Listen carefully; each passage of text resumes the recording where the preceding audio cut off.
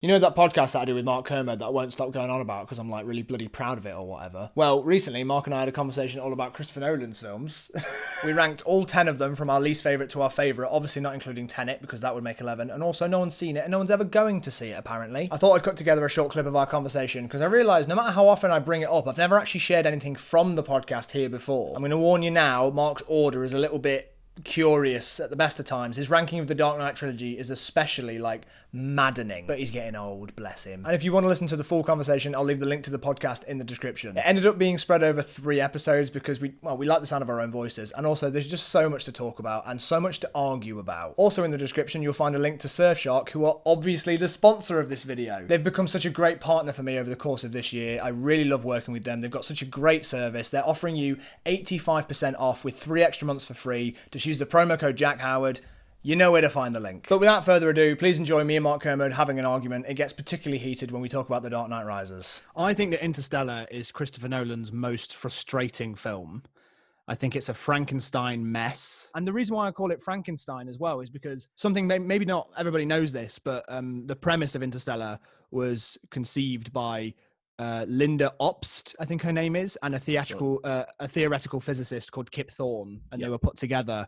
They collaborated on Contact, and they were put together to come up with something, and they did like an 80-page document. And then Jonathan Nolan was hired in 2007, I believe, to write the screenplay for Steven Spielberg to direct. I think a lot of the elements in this movie, the father-daughter stuff specifically, I think is leftover stuff from the Jonathan Nolan draft for Steven Spielberg. And I think a lot of that stuff would have worked a lot better in the hands of Steven Spielberg. In the goods category, the Miller's Planet, the water planet, is incredible. Like, it's classic Nolan stuff, the rising tension and, those aren't mountains, those are waves. Incredible.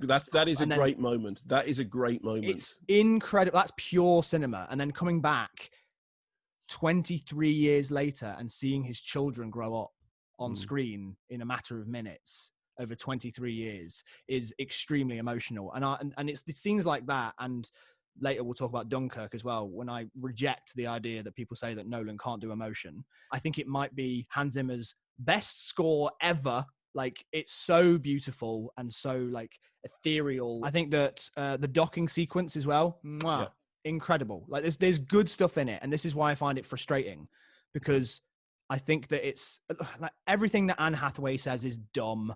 Hiding Matt Damon, calling him Dr. Mann is dumb. Explaining the wormhole when they're in space is dumb. And I don't really care if it's based on anything real, because the way that it's been expressed to me feels stupid. And then just to top it all off, the cherry on the top is that the emotional through line of this story from the very start, the first half an hour is absolutely based on this, is father-daughter. That is what it's asking us to care about. It's between father and daughter. And the movie betrays itself at the end. They are reunited at the end when she's an old woman and he's the same age, and it's emotional. And she says, "I knew my dad would come back," and then he leaves again. The stuff I love about the film, I've seen it 3 times now, and I've seen it on IMAX, and I think it is experiential in the same way that it must have been watching, the early Méliès stuff, or, watching, I remember, Christopher Nolan talking about his love of cinema, and then you watch Interstellar and you go, that's a movie made by somebody who loves cinema. I agree with you about the Frankenstein nature of the script, although I love Contact, you see, and there is a lot of contact. It is a better film. Well, it's a better script. But there's a lot of contact, and there's a moment in Contact when Jodie Foster's character says they should have sent a poet. And I went back and I looked at my review of Interstellar when it came out. I said, in many ways, with Nolan, that is what they did. They sent a visual poet. But I agree with you that the script and the exposition in the script and he's behind the bookcase, but then all that stuff is like, stop talking. From the beginning, just the opening moments when she says, "There's a ghost in my room," I was like, that's Matthew McConaughey. I know this movie is going to deal with time travel. It's Matthew McConaughey. Everyone complains about the overly expositional stuff when Matthew McConaughey's in the Tesseract at the end, about him being like, "Don't you get it, Tars? It's us. We're doing this in the future. We're doing this." And it's just him explaining it all in sort of like 2001, but for idiots. But it's from the start of the movie that it's overly expositional, eye-rollingly expositional. At the moment that he's having a meeting with his daughter's teachers, and they're talking about how the moon landings were faked and things like that. And then he essentially just goes, well, that makes me think of my dead wife. And it's just like, why are you talking about your dead wife now? Because you just know we need to know it. Also, I think the movie that I find the hardest to invest in out of Nolan's movies, and he deals with some huge concepts, but the dust is coordinates, let's go. I don't believe you at all. There are individual things in it. I mean, like the moment when it cuts from the drive to the, to the take-up, all that sort of stuff. There are moments in it that are so breathtaking that actually, Stanley Kubrick said that at the end of 2001, you didn't need to understand what was going on. You just needed to experience it. I like Interstellar because of the experience of it. I think the exposition is unnecessary. And actually, if they made it with nobody saying anything, with nobody ever explaining what's going on, I think it would have been fun. But I also felt that it was kind of part of Chris Nolan's popcorn thing, which was I would like the audience to understand this. But okay, just because I think we've got a lot to get through.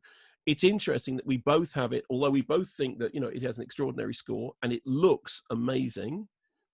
It's not even in the top 5. I mean, the whole thing for Interstellar can be summed up by Topher Grace when he's in the film saying, "We don't have time for this." So my number 6, The Dark Knight. Oh my God. Oh my God. Oh my God. Oh my God. Oh my God. I can't, I need to have a moment with that for a second. I can't, what? Top 5. Number 5 for me, Dark Knight Rises. You are insane. You are insane. I was really profoundly moved at the end of Dark Knight Rises, except I had to do a lot of thinking to myself about what the final shot in which Michael Caine's character sees Bruce Wayne, and he sees him at the table and then he doesn't see him.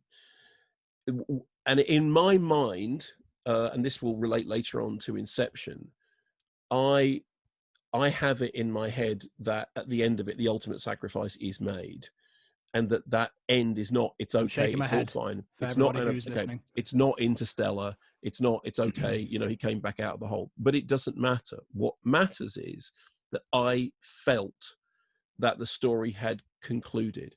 And considering the problems that I had with The Dark Knight, which I admire greatly, but I don't love, for me, narratively, what Dark Knight Rises did was to pull it back. I remember all the stuff beforehand. I mean, there was all this kind of, stuff in the press about, Anne Hathaway was going to be a problem, and I think she really wasn't at all. I love the way the film looks. I like how much it basically rectified a lot of the issues that I'd had with Dark Knight. Obviously, it doesn't have Heath Ledger, which I know is a really, a very big part of that film for you. What it does have is the incredible visuals of Wally Pfister. And I think that Pfister's work on Dark Knight Rises is absolutely astonishing. I know that nobody thought that, well, nobody other than me was particularly a fan of Wally Pfister's Transcendence. But I remember, I mean, this is personal.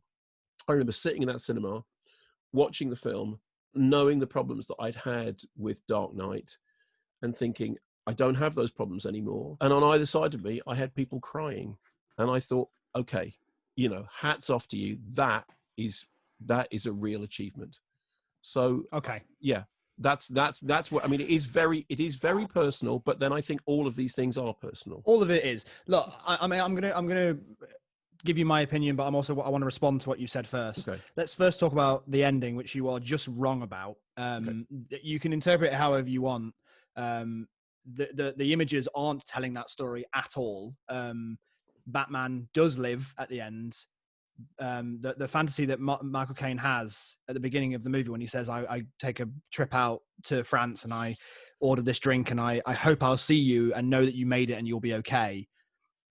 That is what happens at the end. And if you watch the details, Michael Caine gets his credit card out at the end to pay for the drink, sees Bruce Wayne, and then puts the credit card back in his wallet, because he knows that Bruce Wayne's going to pick up the tab. Hang on, two things on this. Firstly, you're assuming that Alfred wouldn't do it. You're assuming that Alfred wouldn't do a runner on a check, and I think that's basically. I think that's just projection. You think it's Michael Caine. He would, let's be honest about this.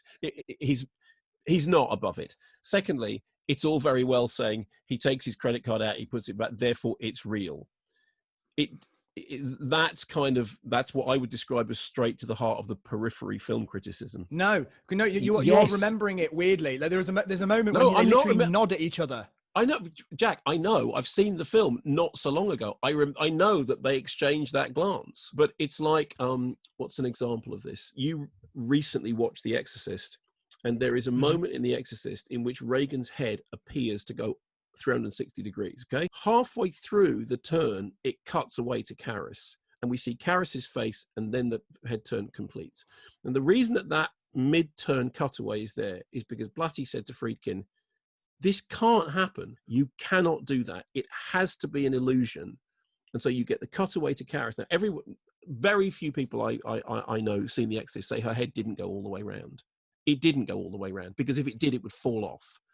It didn't. And the cutaway to Karras tells you. And it's the fact that everything we're seeing from his point of view. That scene is his point of view. Honestly, truthfully, I understand that I'm trying to reconcile the movie in my head, but I did reconcile it. And that's how I reconciled it.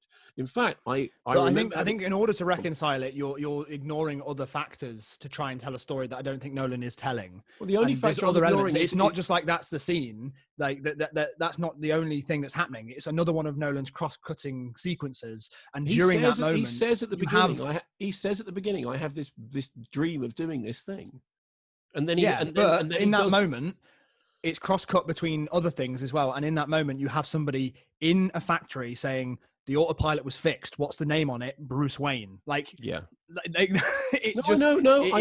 know, because I think you can read it either way. And I think that what we're demonstrating is that you can read it either way. And I still don't agree, but I'm not going to go on about it now. Mark's not even here to defend himself. And, it's not his fault that he's wrong. He's getting old, bless him. I hope you enjoyed that little taste of what our podcasts are like. If you want to hear the full conversation and many other episodes, I'll leave the link to it in the description. It's called Kermode on Film, and it's available wherever podcasts are provided. Thank you again to Surfshark for sponsoring this video. Remember, they're offering you 85% off with 3 extra months for free. Just use the promo code Jack Howard. I'll leave the link to it in the description. Surfshark are a VPN, or a virtual private network, that allow you to do lots of very helpful data protection stuff, but also allow you to change your location so you can unlock content from around the world. Here in the UK on Netflix, we have Inception and Dunkirk, but if I change my location to Australia, I can watch The Prestige and Interstellar, and Canada has the entirety of the Dark Knight trilogy. I just hope your order for that trilogy is better than Mark's. And feel free to leave your rankings for Christopher Nolan's films in the comments below. Thank you for watching this video. I hope you've enjoyed it. Get the hell out of my room.